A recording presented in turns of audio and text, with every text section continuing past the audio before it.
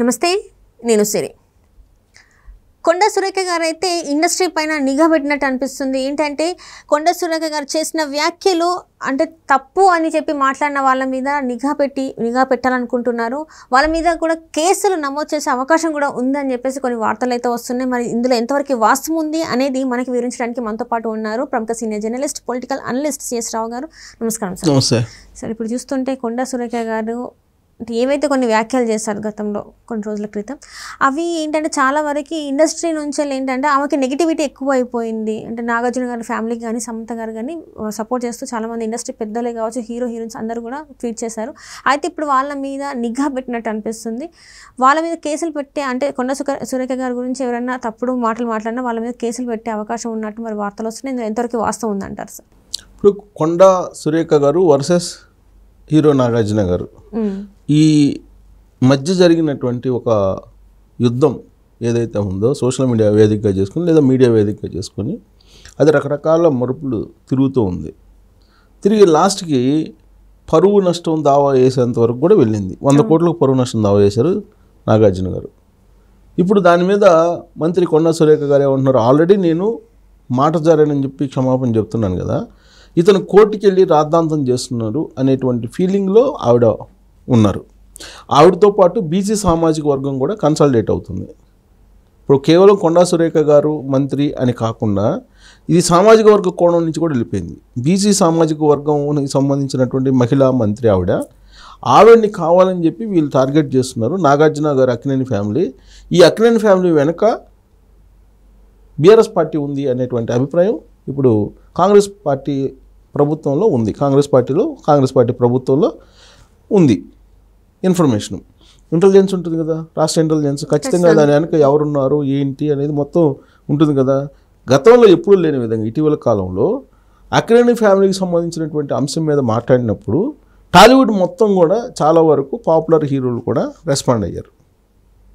ఎందుకు రెస్పాండ్ అయ్యారు అనే దాని మీద ఒక క్వశ్చన్ వేసుకుంటే ఇదంతా కూడా కల్వకుంట్ల ఫ్యామిలీ కేటీఆర్ గారు నడిపారు, కేటీఆర్ గారి వల్లనే వీళ్ళందరూ కొండా సురేఖ గారికి మద్దతు పలికారు అనేటువంటి అభిప్రాయం ఇప్పుడు కొండా సురేఖ గారిలో అలా కాంగ్రెస్ పార్టీలో ఉంది.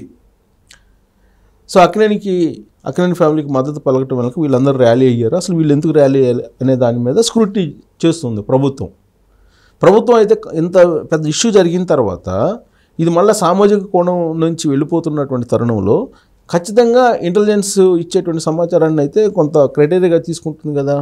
తీసుకున్నప్పుడు అసలు టాలీవుడ్ని ఏం చేయాలి, టాలీవుడ్కి ఎందుకు కల్వకుంట్ల ఫ్యామిలీ మీద కేటీఆర్ గారి మీద ప్రేమ ఉంది, ఆయన చెప్పినట్టు వీళ్ళందరూ ఎందుకు వింటున్నారు, ఇంకా భవిష్యత్తులో కూడా వీళ్ళు అదే రకంగా ఉంటారా అనే దాని మీద చర్చ జరుగుతుంది. ఆల్రెడీ కాంగ్రెస్ పార్టీ ప్రభుత్వం అధికారంలోకి వచ్చిన తర్వాత కూడా తెలుగు ఇండస్ట్రీ ప్రభుత్వంతో సఖ్యతగా లేదు అనే భావన బాగా బలంగా ఉంది. ఆ విషయాన్ని మంత్రి కోమటిరెడ్డి వెంకటరెడ్డి చాలా సందర్భాల్లో ఆయన వెంకటరెడ్డి గారు బయటపెట్టారు. టాలీవుడ్లో పాపులర్ హీరోలు కానీ సినిమా ఇండస్ట్రీ పెద్దలు కానీ కనీసం కాంగ్రెస్ పార్టీ ప్రభుత్వం ఏర్పడిన తర్వాత కట్టసీగా కలవటం కానీ విషయం చెప్పడం కానీ ఏమీ లేదు అని చెప్పి చెబుతుంది. దానికి తగ్గ విధంగా సినిమాలో ఉన్నటువంటి సినిమా పెద్దలు ఎవరు కూడా రేవంత్ రెడ్డి గారి దగ్గరికి వెళ్ళటం కానీ రేవంత్ రెడ్డి గారి ప్రభుత్వానికి సంబంధించినటువంటి అంశాల్లో మాట్లాడడం కానీ లేదా పాజిటివ్గానో నెగిటివ్గానో ఏం లేకుండా సినిమా ఇండస్ట్రీ కంప్లీట్గా దూరంగా ఉంటుంది. ఇలాంటి పరిస్థితి ఆంధ్రప్రదేశ్లో 2019 నుంచి 2024 వరకు కూడా ఉంది. కానీ ప్రతిపక్షంలో ఉన్నప్పటికీ కూడా బీఆర్ఎస్ పార్టీ ఆ పార్టీతోటి వీళ్ళు పాపులర్ హీరోలు, పాపులర్ నటులు, టాలీవుడ్ పెద్దలు వాళ్ళతో ర్యాలీ అవుతున్నారు, వాళ్ళతో కలిసి వెళ్తున్నారు. ఎందుకు, ఏంటి, ఈ మధ్య ఉన్నటువంటి లింక్ ఏంటి అనే దాని మీద కొంచెం డెప్త్గా కాంగ్రెస్ పార్టీ ప్రభుత్వం మంత్రి కొండా సురేఖ గారు వెళ్ళారు అనేది ఒక విశ్వసనీయ సమాచారం. వెళ్ళినప్పుడు చాలా కొన్ని రహస్యాలు బయటపడ్డాయి. వాటిలో ప్రధానమైనది ఏంటంటే 2014 నుంచి 2023 వరకు అధికారంలో ఉన్నప్పుడు కేసీఆర్ గారు ఆ ప్రభుత్వంతో కలిసి వాళ్ళు ఆర్థికంగా కూడా భాగస్వామ్యం అయ్యారు. అంటే కొన్ని బిజినెస్లో కూడా ఇన్వాల్వ్మెంట్ ఉంది. ప్రత్యేకించి రియల్ ఎస్టేట్కి సంబంధించిన కంపెనీల్లో కానీ లేదా ఫార్మా కంపెనీల్లో కానీ లేదా హాస్పిటల్స్లో కానీ వీళ్ళని స్లీపింగ్ పార్ట్నర్స్గా పెట్టారు, పెట్టుబడులు పెట్టించారు. అందుకే బిజినెస్లో వీళ్ళని ఇన్వాల్వ్ చేయటం బట్టే వాళ్ళ ఆ ఫ్యామిలీని వదిలిపెట్టి వీళ్ళు రాలేకపోతున్నారు. ఇప్పుడు అక్కినేని ఫ్యామిలీని విమర్శించినందువల్ల వీళ్ళందరూ ఆయనకు మద్దతు పలకడం వెనక ఆర్థికపరమైన లావాదేవీలు కల్వకుంట్ల ఫ్యామిలీ అలాగే సినిమా ఇండస్ట్రీలో ఉన్న కొంతమందికి బలంగా ఉన్నాయి. ఆ వ్యాపార సంబంధాలు, ఆర్థిక సంబంధాలు ఉన్నందువలనే కల్వకుంట్ల ఫ్యామిలీతోటి టాలీవుడ్ పెద్దలు నడుస్తూ ఉన్నారు అనేటువంటి అభిప్రాయం ఉంది. సో ఈ కోణం నుంచి ప్రభుత్వం కొంత స్క్రూటినీ చేస్తుందని చెప్పి తెలుస్తుంది. ఆ స్క్రూటినీ చేస్తున్నటువంటి దాంట్లో భాగంగా ఎవరెవరు ఎంతెంత పెట్టుబడి పెట్టారు, ఏ కంపెనీలో పెట్టారు, వీళ్ళకి ఈ డబ్బు ఎక్కడి నుంచి వచ్చింది, హవాలా ఏమైనా నడిచిందా, మనీ లాండరింగ్ నడిచిందా, బ్లాక్ మనీ నడుస్తుందా, వీటన్నిటి మీద దృష్టి పెట్టి కొంతమంది మీద కేసులు పెట్టాలి అనేటువంటి ఒక ఆలోచన కాంగ్రెస్ పార్టీ చేస్తుందని కూడా తెలుస్తుంది. ఇప్పుడు మనం తీసుకుంటే పాపులర్ హీరోలు అందరూ అక్కినేనికి సంబంధించిన ఫ్యామిలీకి మద్దతు ఇచ్చారు కదా సమంత ఇష్యూ వచ్చినప్పుడు. సో వాళ్ళకి ఏంటి అక్కినేని గారి ఫ్యామిలీ మీద వాళ్ళకు ఉండేటువంటి ప్రేమ, లేదా దీని వెనక కేటీఆర్ గారు వాళ్ళతో ఉన్నటువంటి సంబంధాల, ఫస్ట్ అది తేలాలి. ఒకవేళ అక్కినేని గారి మీద, అక్కినేని ఫ్యామిలీ మీద, నాగార్జున మీద కొంచెం అభిమానం ఉంటే కనుక ఎన్ కన్వెన్షన్ కూల్చినప్పుడు వీళ్ళు ఎందుకు రాలేదు? ఎన్ కన్వెన్షన్ కూల్చారు కదా, ఎన్ కన్వెన్షన్ కూల్చినప్పుడు వీళ్ళు ఎందుకు రాలేదు? రావాలి కదా, అది మంచో చెడో ఏదో ఒకటి వాళ్ళైతే రెస్పాండ్ కావాలి కదా, రెస్పాండ్ కాలేదు ఆ రోజున. కానీ ఈ ఇన్సిడెంట్లో రెస్పాండ్ అయ్యారు. ఎందుకు? ఇది రాజకీయ రంగు పులుముకుంది. ఈ ఇన్సిడెంట్కి రాజకీయ రంగు పులుముకుంది. మంత్రి సురేఖ గారు ఎవరిని టార్గెట్ చేసింది? అసలు ఆవిడ కేటీఆర్ని టార్గెట్ చేసింది. కేటీఆర్ ఎలాంటి వాడు అనేది చెప్పేటువంటి ప్రయత్నం ఆవిడ చేశారు.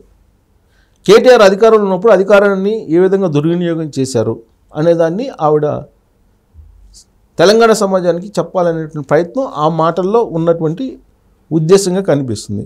ఆ ఉద్దేశం కూడా అదే అని చెప్పి ఆవిడ చెప్తున్నారు. చెప్పారు కదా, తన ఉద్దేశం అది కాదు. చెప్పేటువంటి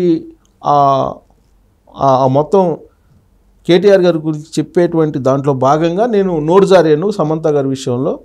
తాను ఏదైతే బాధపడుతున్నానో అప్పటి వరకు ఆ బాధని మళ్ళా ఆవిడకు కూడా కలిగించాను, దానికి నేను చింతిస్తున్నాను, ఆ వ్యాఖ్యలు వెనక్కి తీసుకుంటున్నాను అని చెప్పారు. అంతటితో అయిపోవాలి కదా, ఇంతటితో ముగించండి అని చెప్పి పిసిసి అధ్యక్షుడిగా కొత్తగా ఎన్నికైనటువంటి మహేష్ కుమార్ గౌడ్ గారు కూడా చెప్పారు.